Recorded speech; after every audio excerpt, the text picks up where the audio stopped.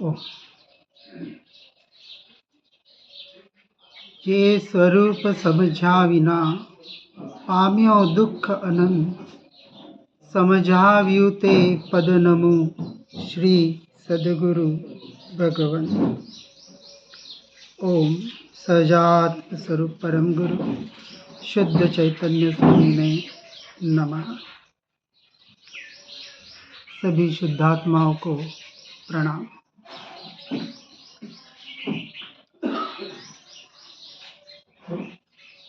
तू सबका सरदार है, फिर गुलाम कैसे हो गया।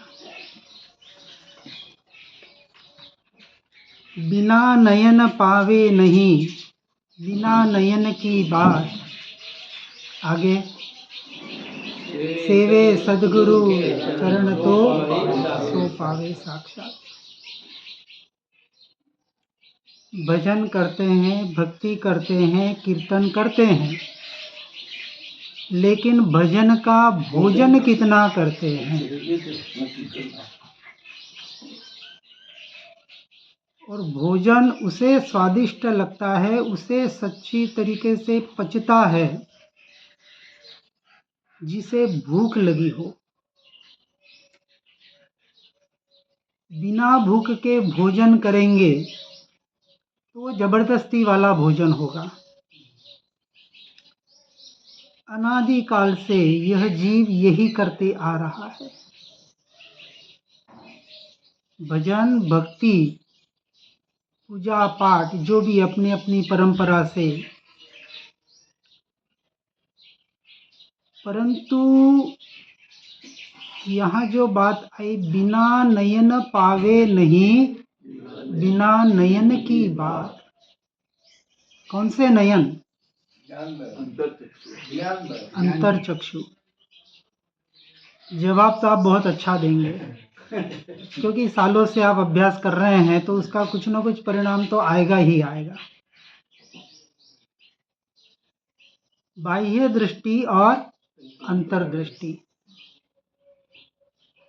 उसी को शास्त्र में बाह्य दृष्टि को पर्याय दृष्टि कहा है और अंतर्दृष्टि को द्रव्य दृष्टि कहा है। एक अपेक्षा से उसे ही व्यवहार नय और निश्चय नय कहते हैं। जो आप बोलते हैं ना, अनंत अनंत भाव भेदती भरेली भली, अनंत अनंत नय निक्षेपे व्याख्यानी छे।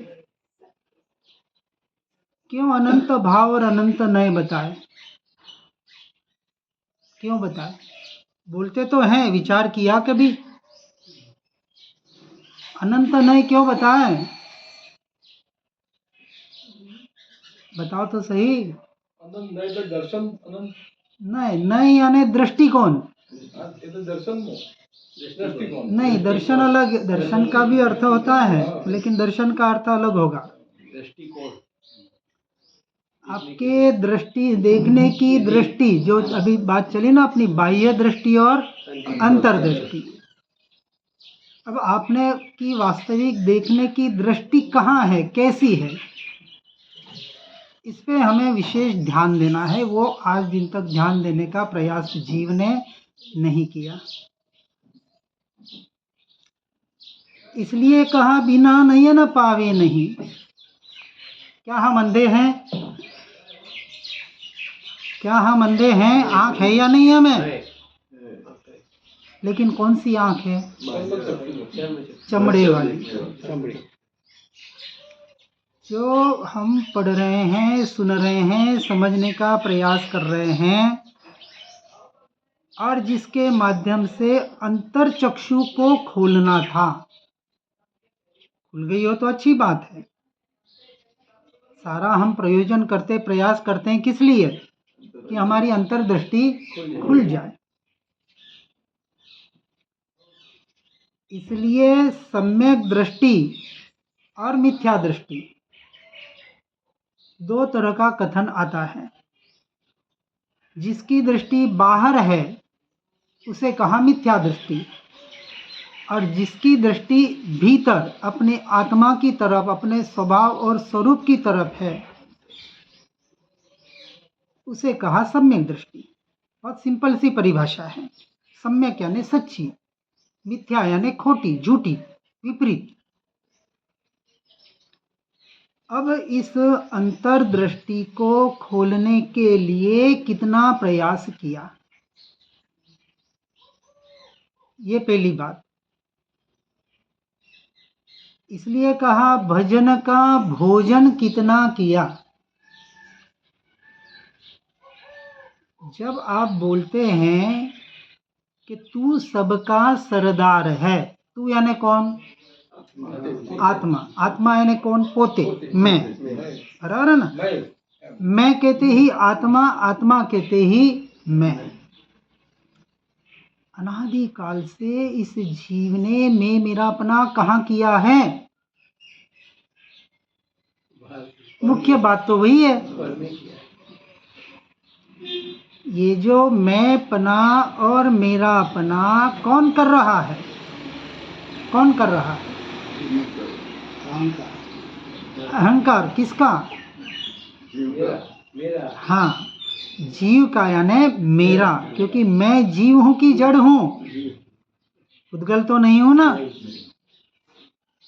जड़ ने चैतन्य बनने द्रव्यों नो स्वभाव भिन्न। पहले इस बात को समझेंगे, सुप्रतीत की बात बाद में लेंगे।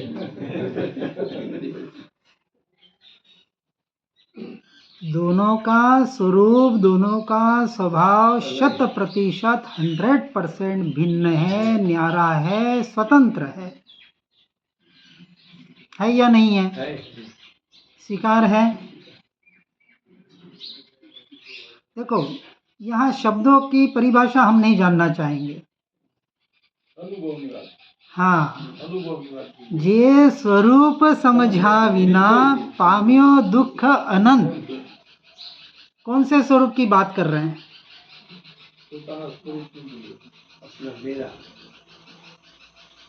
और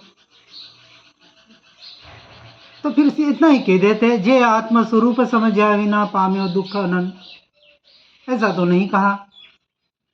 जगत નું સ્વરૂપ જોયું પણ પોતાનું સ્વરૂપ ના જોયું, એટલે દુઃખનું દુઃખ રહ્યું।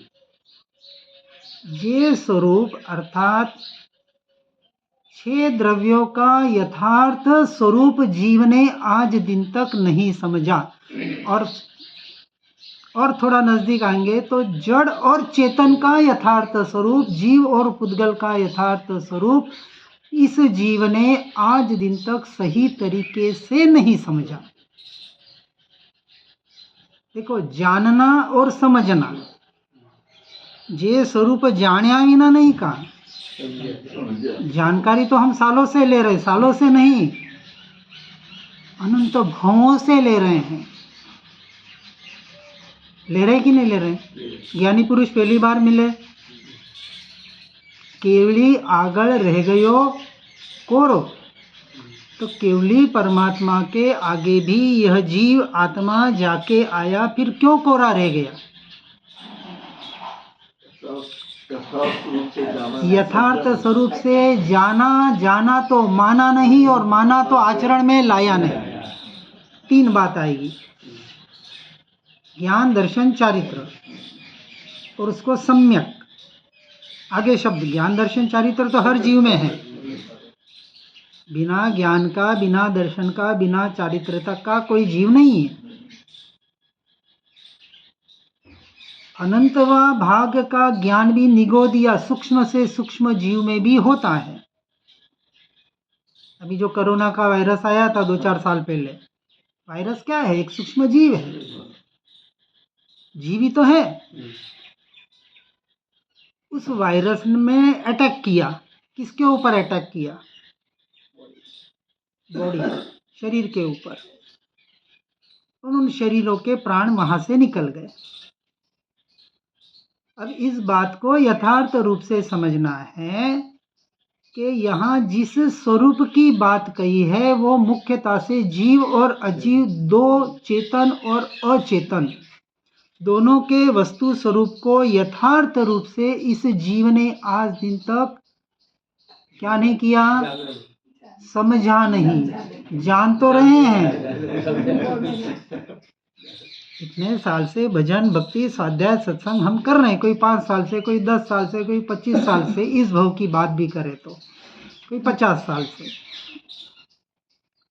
समझने का अर्थ है यथार्थ निर्णय, यथार्थ श्रद्धान, और बिना श्रद्धान के अनुभव नहीं होगा।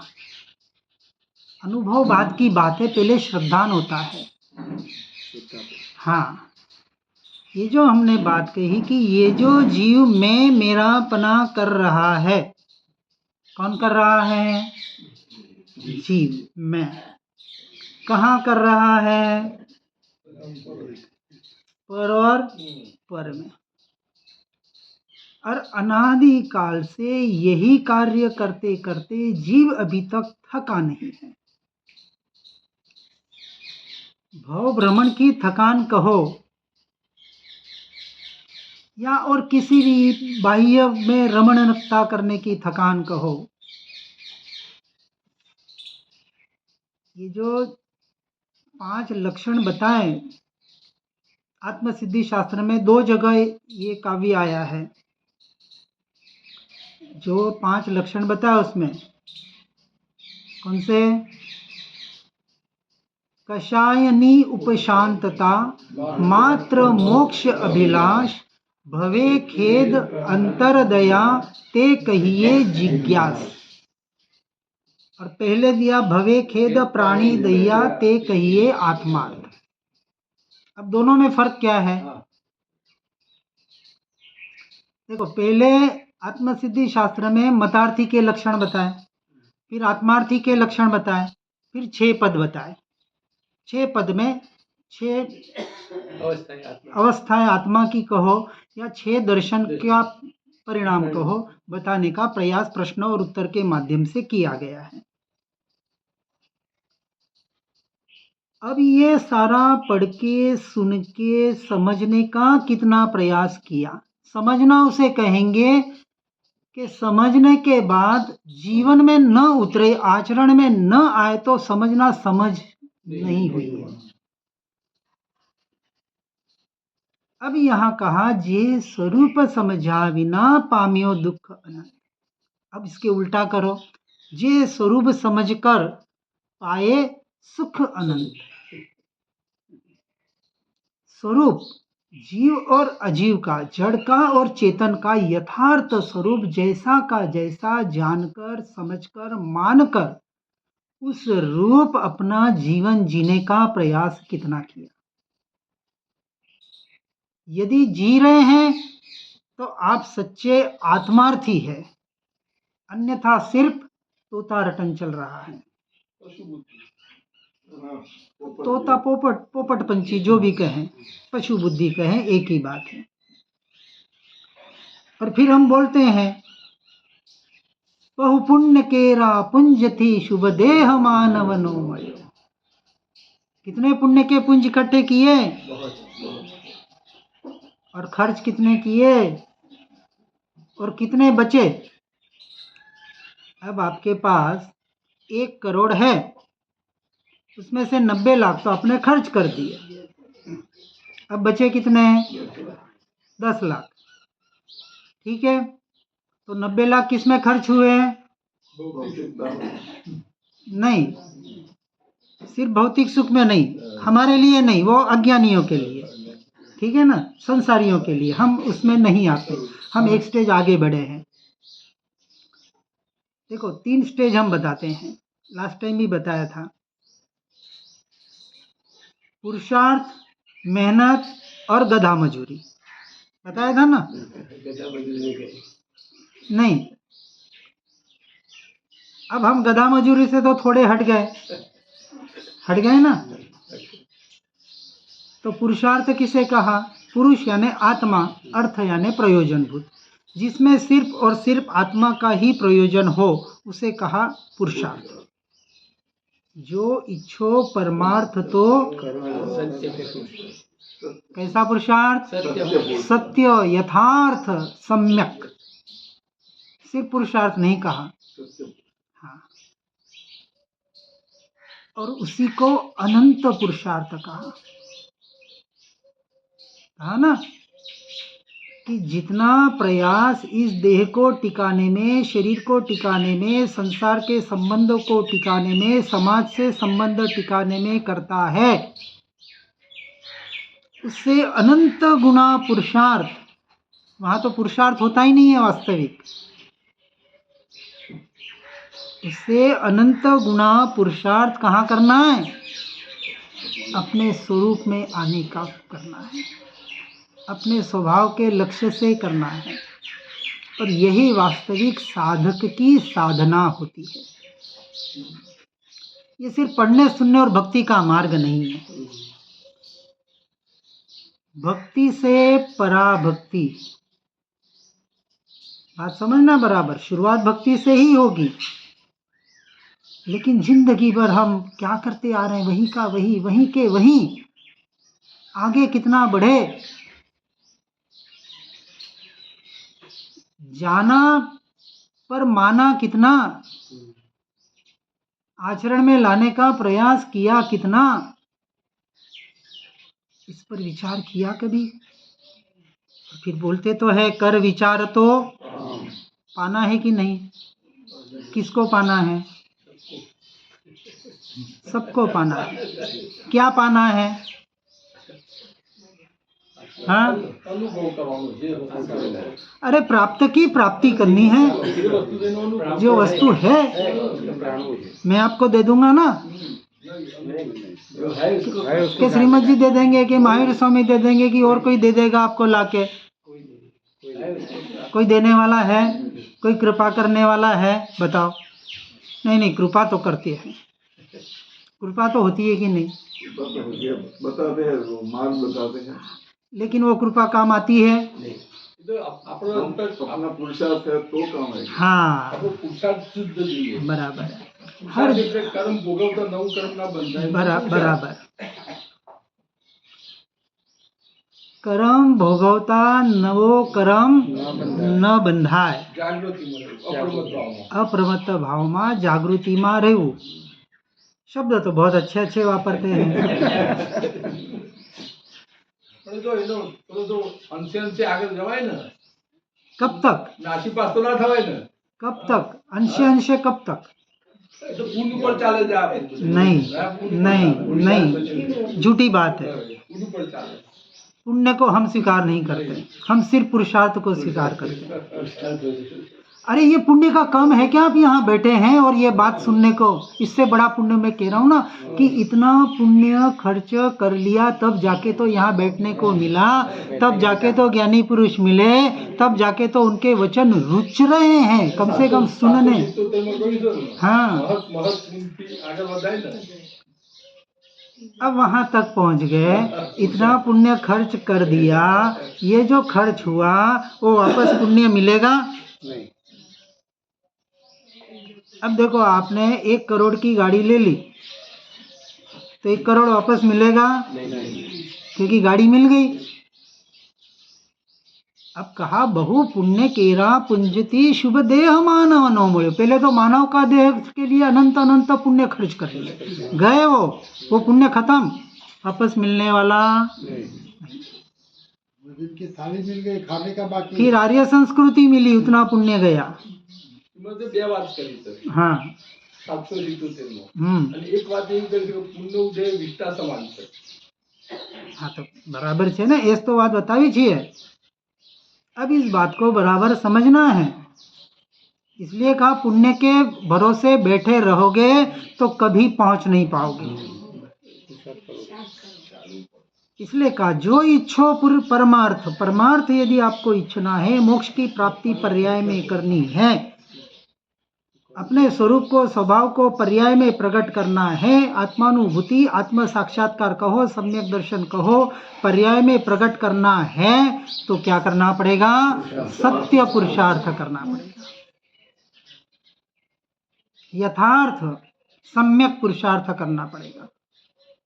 अब उस सम्यक पुरुषार्थ करना तो पड़ेगा, लेकिन उसके लिए क्या करें, कैसे करें, ये आगे की बात आती है। एक एक बात सारी ज्ञानी पुरुषों ने, महापुरुषों ने बराबर बताई है, और हम उसे पढ़ भी रहे, सुन भी रहे हैं, बोल भी रहे हैं। लेकिन कहने की बात यही है कि जिस स्वरूप को जैसा समझ के ग्रहण करना था, क्या वैसा इस जीव ने हमने ग्रहण किया क्या? सुनना, सुनाना, पढ़ना, पढ़ना, उपदेश देना बहुत सरल है, बहुत सरल है। विद्वान पंडित बनना कोई बड़ी बात नहीं है। एक एक शब्द का अर्थ 25-25, 35 एक एक महीना भर चलाने वाले विद्वान पंडित हैं। પોતપોતાનો અનુભવ એ વસ્તુ अब એમાં આવી જાય। देखो, अनुभव वस्तु अलग है। અનુભવ છે એ વાત કહેવાની વાત નથી, અનુભવ ગોચર માત્ર। कही शक्या नहीं पणते श्री भगवान जो, ते वाणी ने अन्य प्राणी शू कहे, अनुभव गोचर मात्र रह्यु ते। પ્રમોદ ભાવ કહેવાય। बस देखो, मैत्री भाव, मध्यस्थ भाव, प्रमोद भाव, करुणा भाव, बारा भाव, सब भाव बराबर है। सब अपनी जगह अपने अपेक्षा से योग्य है। किसी का कहीं भी निषेध नहीं होता है। लेकिन जब परमार्थ की बात आती है, जिसे सम्यक शब्द दिया गया है, जो यथार्थ स्वरूप की समझ होनी चाहिए, वहां पहुंचने का प्रयास कितना किया? प्रश्न एक ही खड़ा होना चाहिए हमारे सामने। इसका विचार चिंतन जब तक हम स्वयं से स्वयं के लिए नहीं करेंगे, इसलिए कहा, नहीं दे तू उपदेश, तू प्रथम ले ही उपदेश। इसलिए श्रीमद जी कहते थे रघुराज स्वामी को, उपदेश देने के पहले 1 मिनट के लिए, आधा मिनट के लिए सोच लेना कि ये मैं किसी को उपदेश, मेरी अभी लायकियत नहीं है, अपना स्वाध्याय ऊंचो स्वरों में कर रहा हूं, दैट्स ऑल। देखो, सच्चे उपदेशक, अधिकारी कौन? सर्वोत्कृष्ट उपदेश देने के अधिकारी सर्वज्ञ वितरागी परमात्मा, केवल ज्ञानी। उनकी गैर हाजिरी में छठे गुणस्थानवर्ती भावलिंगी मुनिराज, उसकी अवस्था को समझना पड़ेगा। सद्देव, सद्गुरु, सतशास्त्र, इन तीनों के स्वरूप को यथार्थ रूप से समझना पड़ेगा। देखो, जे स्वरूप समझा बिना, अब एक एक स्वरूप की बात चलेगी।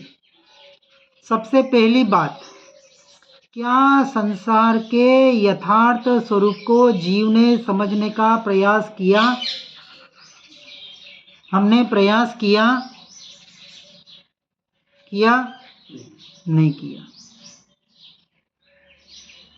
क्योंकि यदि संसार के स्वरूप को यथार्थ रूप से समझ लेते और जीव के स्वरूप को यथार्थ रूप से समझ लेते,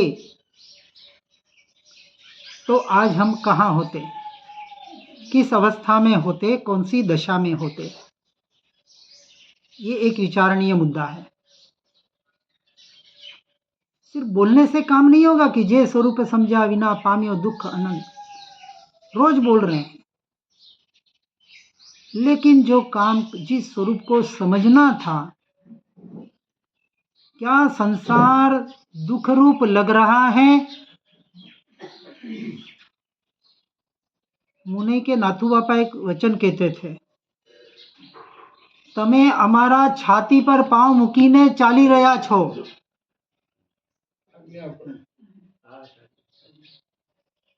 कहते हैं, आज दिन तक तो हमने आपको उल्लंघा भी नहीं, तो छाती पे पांव रखने की बात कहाँ है? वचन मानते नहीं, वो छाती पर पकड़ते हैं। देखो, आप सब बहुत समझदार लोग हैं, इसलिए मैं ज्यादा समझाने का प्रयास नहीं करूंगा, सीधा अपन पॉइंट पे आने का प्रयास करेंगे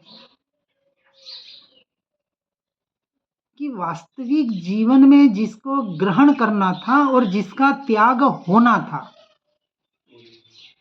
ग्रहण पूर्वक त्याग की चर्चा यहाँ निश्चय नय में कहो या परमार्थ में कहो या अध्यात्म क्षेत्र में चलती है। दो क्षेत्र है, एक धर्म का क्षेत्र और एक अध्यात्म का क्षेत्र। हमारी चर्चा धर्म की नहीं है, अध्यात्म की है, परमार्थ की चर्चा। बराबर ना? शुक्ल ध्यान तो अभी बहुत दूर की बात है, कोसों दूर है। धर्म ध्यान की बात पहले चलेगी,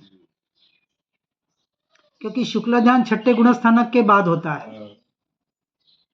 है ना? तो अभी हम अप्रमत्त 7वें गुणस्थानक में, अभी हम चौथे गुणस्थानक की चर्चा करेंगे। अविरत सम्यक दृष्टि कैसे बना जा सकता है।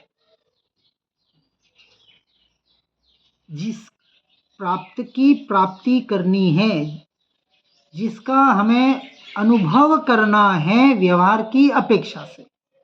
निश्चय के कथन अलग आएंगे, पहले व्यवहार के कथन करूंगा, क्योंकि निश्चय के कथन के बगैर, उसको जीवन में उतारे बगैर हम अनुभव तक नहीं पहुंच पाएंगे। और उस निश्चय तक पहुंचाने में जो व्यवहार सहायभूत बनता है, सहायकारी बनता है, उस व्यवहार को ही सच्चा व्यवहार कहा। बाकी सारा व्यवहाराभास है।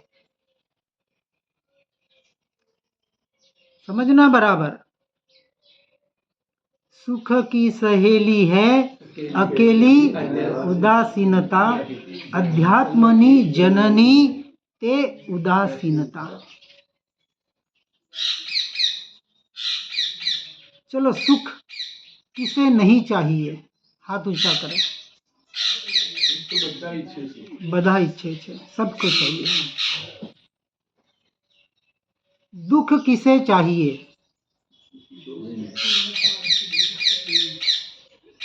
नहीं चाहिए, हमें तो चाहिए। देखो, श्रीमद जी कहते हमें तो आवकारीय छिए, जितने आना है आओ और चले जाओ। आश्रमों संवर कर, निर्जरा करे, आश्रमों संवर અને निर्जरा બંને થાય અને જ્ઞાનીને જ થાય। बिना सम्यक दर्शन के संवर और निर्जरा नहीं है। और यहाँ सम्यक दर्शन का अर्थ है आत्मानुभूति से। उपयोग सहित वर्तन जागृति, उपयोग सहित वर्तन એ જાગૃતિ। એટલે આપણે જ્યાં કર્મ બંધ ઉદય આવતો હોય એટલે આપણે ઉપયોગમાં આવી જઈએ તો એટલું बराबर। उपयोग को उपयोग में लाना, इसको कहा उपयोग का सदुपयोग। अब हम उपयोग का सदुपयोग कर रहे हैं या दुरुपयोग कर रहे हैं? क्या कर रहे हैं? दुरुपयोग कितना कर रहे हैं और सदुपयोग कितना कर रहे हैं? माइंड टोन अलग हो ना। सदुपयोग में दो भेद आएंगे, एक शुभ और एक शुद्ध। अशुभोपयोग तो टोटल बाहर का, जिसे बाह्य दृष्टि कहा, ठीक है ना? अब शुभोपयोग और शुद्धोपयोग, तीन प्रकार के उपयोग व्यवहार से कहा। अब शुभोपयोग के फिर दो भेद करेंगे। एक शुभोपयोग वो जो बिना आत्मा के लक्ष्य वाला है, दया, दान, व्रत, जप, तप, ध्यान आदि, जो अपने अपने तरह से करें, सभी पुण्य का बंध कर रहे हैं।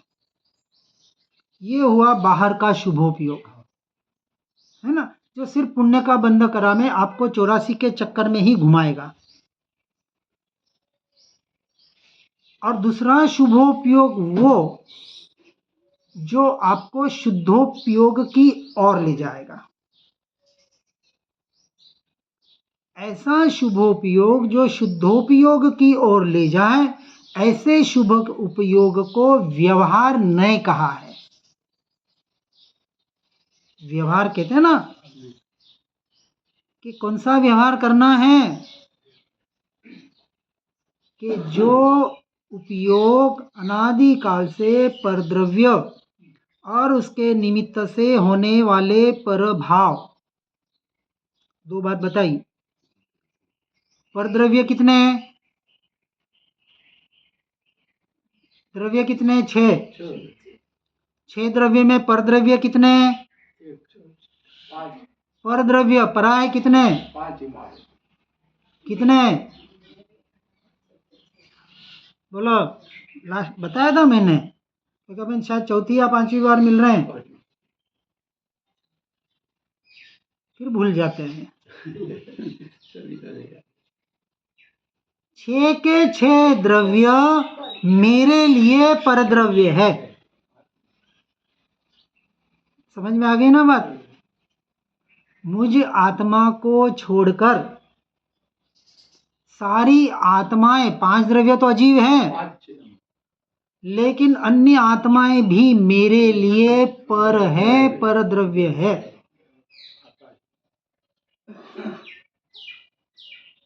आपकी पत्नी तो आपकी है कि नहीं? है। आपका बेटा आपका है कि नहीं?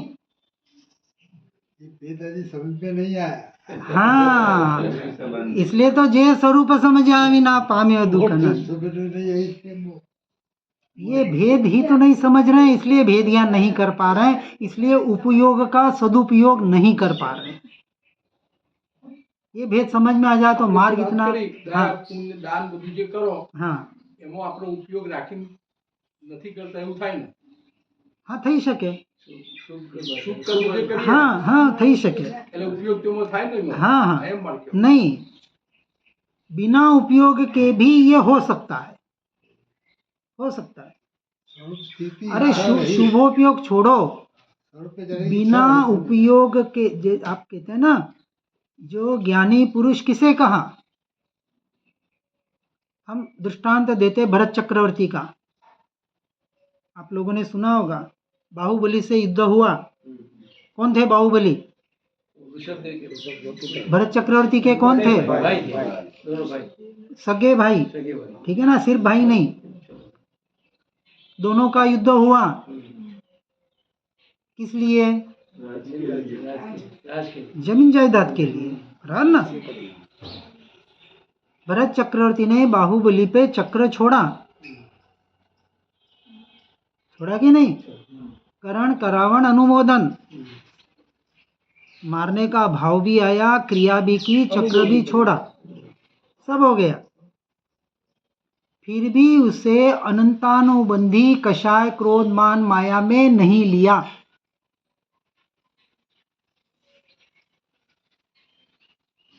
विचार बराबर समझना बात को, किस अपेक्षा से कह रहे, अपेक्षा समझना, इसलिए कहा बिना नयन पावे नहीं। શુદ્ધ વિચાર. हाँ, ये तो हमको पता है कि वो शायिक समकीर्ति थे और उसी भाव में मोक्षगामी हुए। आज ऐसा कोई भरत चक्रवर्ती हमारे सामने हो, संसारी दिख रहा हो, युद्ध कर रहा हो, भाई से लड़ झगड़ रहा हो, भाई को मार मिटाने की बातें कर रहा हो, तो हम उसे क्या कहेंगे? बोलो क्या कहेंगे? धर्मी भी नहीं कहेंगे, अध्यात्म और आत्मा तो बहुत दूर की बात, ये धर्मी आदमी है, पापी कहेंगे ना। बात को बराबर ये समझना है कि अनंतानुबंधी कषाय अनादि काल से जीव के परिणामों में क्यों नहीं गई, क्यों नहीं? क्योंकि जो बात बताई ना अभी कि ये जो भेद वास्तविक समझना था ना, वो भेद यथार्थ रूप से नहीं समझा इस जीव ने। बाकी तो मार्ग सहज छे, सरल छे ने सर्वत्र एनी कोना माटे? પોતાના માટે એનું પ્રાપ્તિ. जो यथार्थ रूप से समझ की प्राप्ति करता है उसके लिए सहज और सरल है। ઉપાદાન કામ મજબૂત હોય તો થઈ જાય. हाँ, अब कब करना मजबूत? आज જ રાત ઉપર જોવાનું. कल करे सो आज, आज करे सो, लेकिन ये बोलने का अधिकार उसे है, किसे है?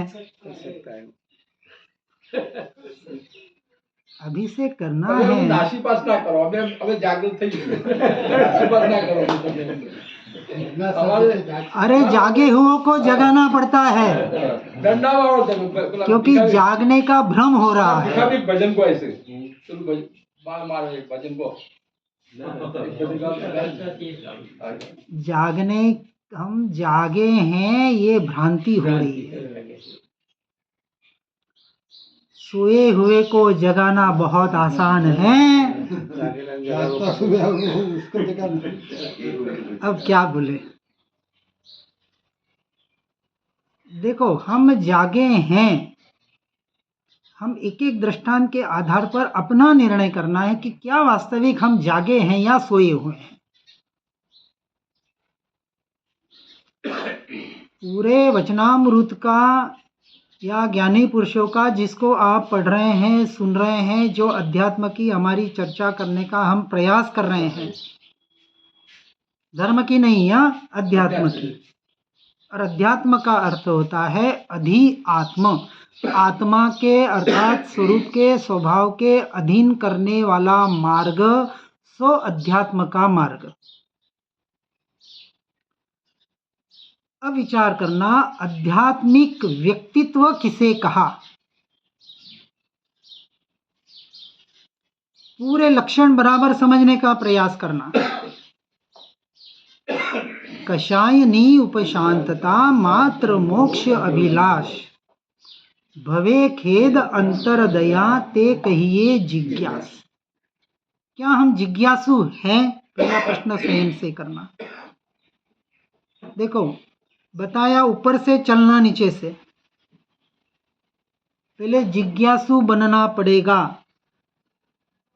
जिज्ञासु आत्मार्थी ही होता है। कल्याण ना मुवाजी में आया था, मुवाजी कल्याण जी ना मुवाड़ी। हाँ, समाचार में राजकोट थी, मैसेज आया, तुरंत गाड़ी लेने आया था। मालूम है? मालूम है ना? हाँ, रखियाल आए थे आप। कहाँ आए कहाँ गए ये महत्व का नहीं है। हमारा बाप तो थे ना, अपना तो बाबा लोग। ये भाव दुख की खान है।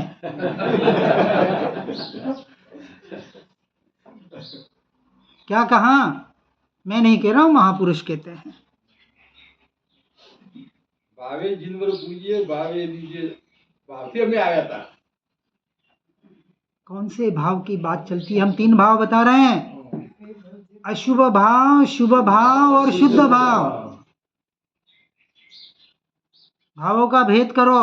बच्चे ना भाव शुद्ध भाव में। आप जिस भाव की चर्चा कर रहे हैं वो शुभ भाव की चर्चा कर रहे हैं, और शुभ भाव दुख की खान है। पुण्य खतरनाक कि पाप खतरनाक? શું ખતરનાક શું છે, પુણ્ય કે પાપ? पक्की बात। तो किसी के पास जाना, अरे यहाँ नहीं, चलो परमात्मा के पास जाने के भाव आए। कहीं पता चला कि परमात्मा यहाँ विराजमान है, महाविद्य क्षेत्र में विराजमान है, चलो वहां चलते हैं, कोई आपको ले जाने वाला मिल जाए। इस भाव को भी पर भाव में, अधर्म के क्षेत्र में अध्यात्म डालता है। भावे भावना भाविये, बिल्कुल सही बात है। भूमिका के अनुसार भाव होते हैं, क्योंकि भाव आत्मा से होते हैं, आत्मा के नहीं है। हाँ, आत्मा थी था, आत्मा मान थी। बात को समझना बराबर, क्योंकि जड़ पुद्गल से तो कोई भाव होते नहीं है, इसका कोई स्वभाव नहीं है भाव करने का। तो कहा भाव करने ही हैं, तो व्यवहार की अपेक्षा से परमार्थ के भाव कर, और निश्चय की अपेक्षा से स्वयं के स्वभाव का भाव कर। आत्मा छे, नित्य छे, कर्ता छे, भोक्ता छे, मोक्ष छे ने मोक्षनो उपाय छे। 6 पद के पत्र में बताया। चलो, आत्मा है मान लिया, आत्मा नित्य भी है और पर्याय की अपेक्षा से अनित्य भी है, मान लिया। आत्मा करता है और भोगता है, किसका? तो 3 बात बताई 6 पद के पत्र में। उपचरित अनुपचरित व्यवहारने से स्त्री पुत्र आदि का कर्ता भोक्ता है और कर्म का कर्ता भोक्ता है, परंतु परमार्थ से स्वभाव का कर्ता भोक्ता है, निज स्वरूप को करता है। निज જેમ स्वरूप। જેમ सूक्ष्म विचार थे उनको सूक्ष्म हाँ, तेम तेम। तो सूक्ष्म विचार से गहराई में उतरना, ઊંડો ઉતરવું એટલે શું? विचारना, विचार पे महत्व दिया है। कर विचार तो पाम, औषध विचार ध्यान। एक एक वाक्य को, एक एक शब्द को गहराई से, सूक्ष्मता से विचार करके भीतर की गहराई तक जाने का प्रयास करना है। बराबर। अब यहाँ बात कर रहे हैं, आपकी दृष्टि कहाँ है? 3 प्रकार की दृष्टि बताई, भाव की अपेक्षा से, अशुभ, शुभ और शुद्ध। अशुभ और शुभ भाव अनादिकाल से जीव करते आ रहा है। कब से? अनादिकाल से, पहली बार नहीं कर रहा। लेकिन जिस शुद्ध भाव की ओर जाना था, वहां जाने का प्रयास, पुरुषार्थ कितना किया? अब ये बोलेंगे कर रहे हैं, तो विचार करना, क्या वास्तविक कर रहे हैं? तो कहा सुख की सहेली है अकेली उदासीनता। उसका रिजल्ट बताया। सच्चे पुरुषार्थी का रिजल्ट क्या बताया?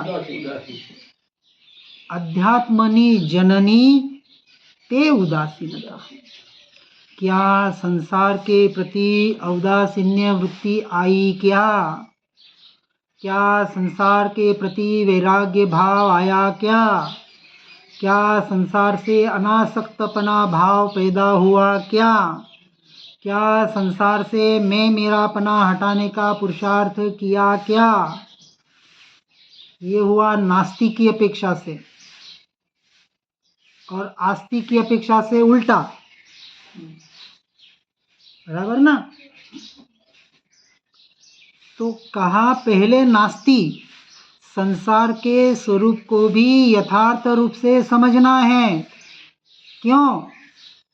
क्योंकि जब तक संसार असार नहीं लगेगा, तब तक सारभूत ऐसा आत्मा, ऐसा स्वभाव जिसमें एकत्व करना है, ममत्व करना है, जिसमें हमें रमणता करनी है, वहां तक यह जीव पहुंच नहीं पाएगा। જે મોહ વિકલ્પ થી સમજતા आ संसार अंतर्मुख अवगत वेळे सत्ता नहीं बात। कितना टाइम चाहिए? બે ઘડી। नहीं, एक समय। वो यम नियम में आता है ना, मुख आगळ थी बात। मतलब कितना टाइम लगता है यदि सच्ची समझ हो तो। व्यवहार से कहा अंतर्मुहूर्त, वास्तविक अंतर्मुहूर्त जब वो विचारधारा, तत्व ज्ञान, चिंतन चलता है, तब कहीं एक समय में वो धारा प्रकट होती है, चैतन्य की धारा, ज्ञान की धारा। इसलिए जो काम करना है, देखो ज्ञान का फल वीरति बताया ना, वीरति यानी वैराग्य। यानी हम जो चर्चा करते हैं चौथे गुणस्थानक अविरत सम्यक दृष्टि की, उसमें वीरति की कोई विशेष चर्चा नहीं है। तो पहले वीरति किसे कहा, चारित्र किसे कहा? चारित्र को समझना है। एक होता है बाहर का चारित्र और एक होता है भीतर का चारित्र। दोनों को यथार्थ रूप से समझना है। आंखें कितनी हैं? 2। इसलिए दृष्टि की बात चलती है तब 2 बात चलती है। एक व्यवहार में और एक निश्चय में। यानी एक बाहर का व्यवहार आपका कैसा होना चाहिए जब आप संसार में होते हैं, जब आप धर्म क्षेत्र में होते हैं, जब आप अध्यात्म क्षेत्र में होते हैं, तब आपका व्यवहार कैसा होना चाहिए। ये हुआ बाहर का व्यवहार 3 अपेक्षा से। लेकिन भीतर का व्यवहार की बात कर रहा हूँ, हाँ, एक ही होगा। वो होगा अपने स्वरूप और स्वभाव के लक्ष्य वाला, और जिसका उपयोग अपने स्वरूप और स्वभाव की तरफ ले जाने का पुरुषार्थ नहीं है, उसका व्यवहार व्यवहाराभास है। वापस समझना, ये सुनना पढ़ना, किसी के दर्शन करने जाना, किसी के मिलने जाना, ये भी व्यवहार नहीं है परमार्थ से। व्यवहार से ओके, मैंने कहा अपनी अपनी जहाँ जहाँ जे योग्य छे तहाँ समझू ते त्या त्या ते आचरे आत्मार्थी च। आत्मार्थी का ये लक्षण है, जिस अवस्था में जैसे होता है। ये एक एक वाक्य को बराबर ग्रहण करना। सिर्फ बोलते जा रहे हैं हम, बोलने से काम नहीं होगा, उसको समझना है। थोड़ा बोलो, लेकिन जो बोल रहे हैं उसको यथार्थ रूप से समझकर उसको जीवन में उतारने का प्रयास करो, तो ये जीवन सफल है, तो ये सुनना समझना सफल है। नहीं तो ऐसा सुनना तो बहुत बार अनंत बार कर लिया। अरे केवली परमात्मा के आगे जब हम कहते कि कोरा रह गया, यहाँ आके पंचम काल में क्यों आया? कलयुग कहते हैं ना, पंचम आरो कहो, कलयुग कहो, है या नहीं? किसके लिए? नहीं, मेरे लिए तो चौथा आ रहा है।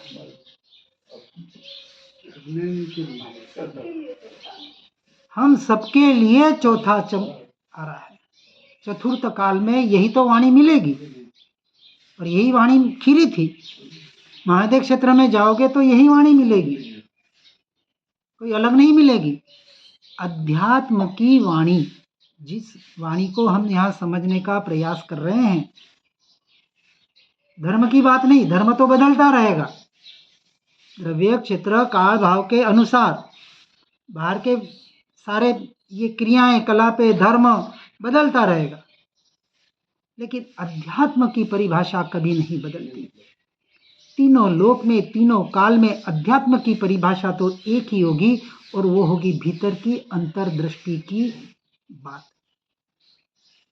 ठीक है, इस बात को हम विस्तार से समझने का आगे प्रयास करेंगे। हमने एक शुरुआत की है, शुरुआत तो क्या जो बता रहे हैं उसी का रिवीजन करने का प्रयास किया है, और आगे भी बताऊंगा, शायद रिवीजन ही होगा। हमारी कमजोरी इतनी ही है, हम सुन पढ़ लेते हैं और फिर पूरा तो नहीं भूलते हैं, क्योंकि आप भक्ति के माध्यम से कहो, स्वाध्याय सत्संग के माध्यम से कहो, लेकिन जो रुचि आनी चाहिए, जो जिज्ञासा पैदा होनी चाहिए, वो आज दिन तक क्रिएट नहीं की। देखो, क्रिएट करनी पड़ेगी, अपने आप नहीं आएगी, क्योंकि ये उल्टा विपरीत संस्कार, मिथ्यात्व का संस्कार कब से है? अनादि काल से, बराबर ना? तो अनंत भवों का संस्कार तोड़ना है इस एक भव में। क्या कहे श्रीमद जी, क्या कहते हैं? अनंत भवमा आ आत्मा ने आ देह माटे गाळ्यो, जो आ एक भव, आ एनो पुद्गलનો ઉપયોગ जो आ आत्मा माटे, पोता माटे, कोना माटे? आत्मा नहीं, पोता माटे करिए तो आ मनुष्य भाव तारो सफल है। तो हाँ, 1/3 तो निकल चुका है। अरे 1/3 क्या, एक क्षण का भरोसा नहीं। व्यवहार से भले कहे 1/3 निकल गया, 100 साल कहते हैं, અજરે વીજળીના ચમકારે મોતી પીરોવાની વાત ચાલે છે, ખાલી ગાવાની વાત નથી. ગા તો લિયા.